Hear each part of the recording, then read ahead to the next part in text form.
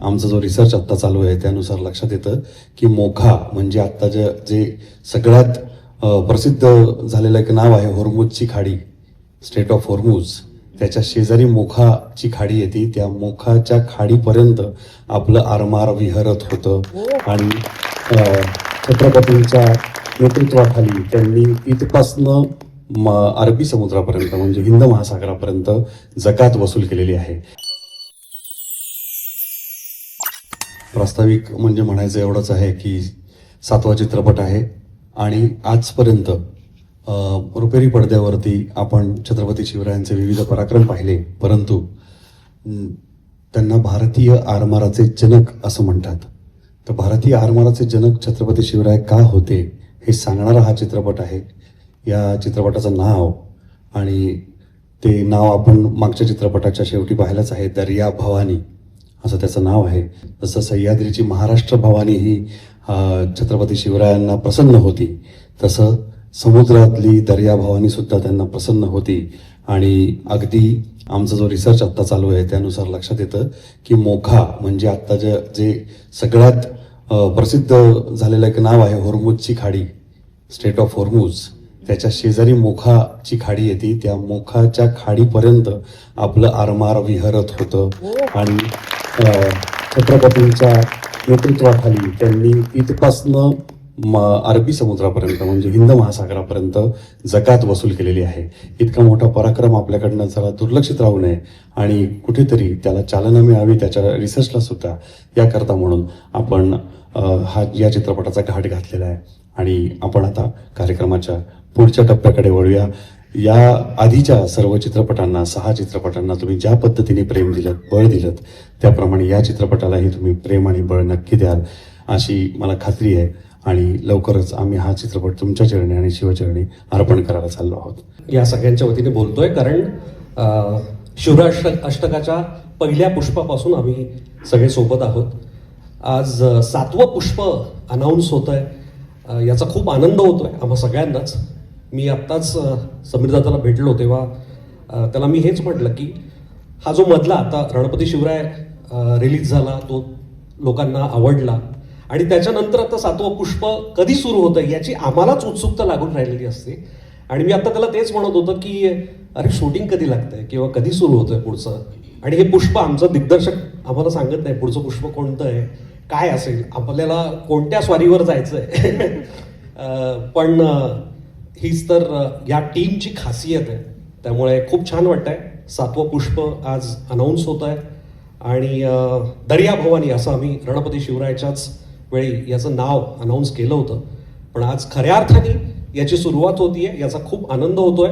आणि आम्हा सगळ्यांच्या वतीनं मी दिग्पाल आणि आपल्या या सगळ्या निर्मात्यांना सुद्धा खरं तर मनापासून आभार मानतो की हे 7वं पुष्प घेऊन तुम्ही येताय.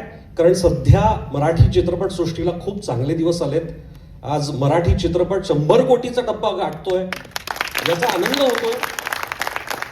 आणि छत्रपती शिवराय असो किंवा संत महात्मांच्या विषयांवरती अनेक सिनेमे सध्या गाजतायत. अभंग तुकाराम असो, रणपती शिवराय असो, राजा शिवाजी असो, देऊळबंद असो, असे अनेक सिनेमे आज लोकांना आवडत आहेत. लोक जात आहेत स्वतःहून वेळ काढून. मराठी माणूस, मराठी प्रेक्षक प्रत्येक सिनेमा आवडीने पाहतोय. तर हीच आपल्याला सुरुवात आहे. 100 काय आपण 500 कोटींचा टप्पा गाठूया. आणि याची सुरुवात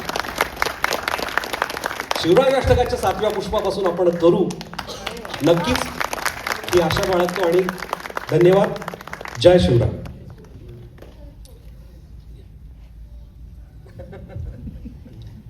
बापरे, आनंद हा एकमेव शब्द आहे.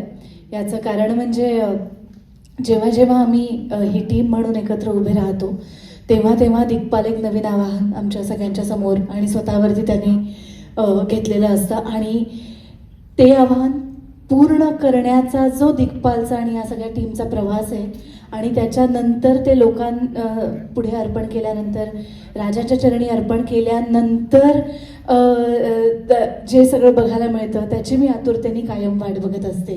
कारण हा प्रवास आमच्या आयुष्यामध्ये दिग्पालमुळे सुरू झाला. दिग्पालमुळे पुन्हा एकदा आमच्या राजांबरोबर आम्ही पूर्णपणे जोडले गेलो. एरवी देव्हाऱ्यामध्ये किंवा गडावर जाऊन भेट व्हायची, पण आता ठाई ठाई त्यांची सोबत या चित्रपटांच्या माध्यमातून जाणवत राहते.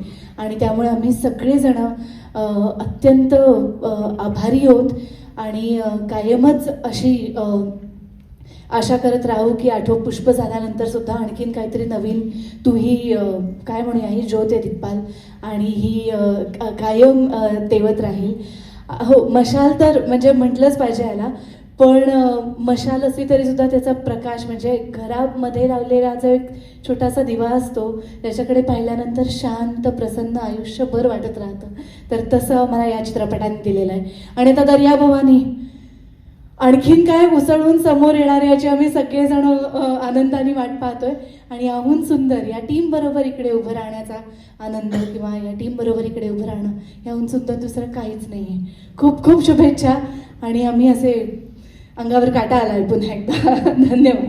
थँक्यू. जलमेव यस्य बलमेव तस्य पासून सुरू झालेला प्रवास आज 96 वर्णापर्यंत पोचला.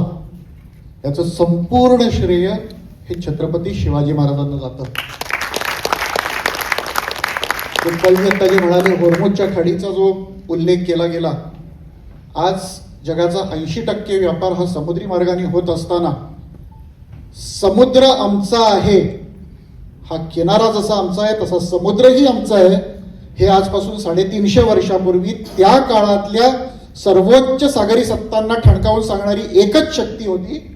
आणि हिंदुस्थानच्या किनाऱ्यावर तो विचार करणं आणि तो अंमलात आणणं ज्या राजांनी केलं ते म्हणजे आपले छत्रपती शिवाजी महाराज. वास्तविक पाहायला गेलं तर भारतावर झालेलं पौराणिक काळापासून आजपर्यंतचं प्रत्येक प्रमुख आक्रमण हे समुद्री मार्गाने झालंय. मग रावणाचं आक्रमण असो, RDX शेखाडीला उतरणं असो, का परवाचा आलेला कसाब असो, आणि त्यावेळेला आजपासून 350 वर्षापूर्वी सागरी सीमा किती महत्वाची आहे याचा विचार करणारी अवघ्या भारत खंडामध्ये म्हणजे भारत, पाकिस्तान, बांगलादेश आणि बर्मा या संपूर्ण क्षेत्रामध्ये विचार करणारी जर एक सत्ता असेल तर ती फक्त आणि फक्त हिंदवी स्वराज्य होतं. आणि मला आज सुद्धा अंगावर रोमांच येतात आहेत सांगताना की अनेक ज्ञात अज्ञात वीरांमुळे ते आरमार उभं राहिलं. दिग्पालजी, एकच मिनिटं बोलतो. काही वर्षापूर्वी सुनामी आली होती आपल्या इथे आणि त्या सुनामीच्या वेळेला अंदमान निकोबार बेटांवरून काही लोकांना एअरलिफ्ट केलं गेलं. एअरलिफ्ट होत असताना माणूस स्वतःच्या बद्दल त्याला शाश्वती नसते की तिथे परत जाईल की नाही.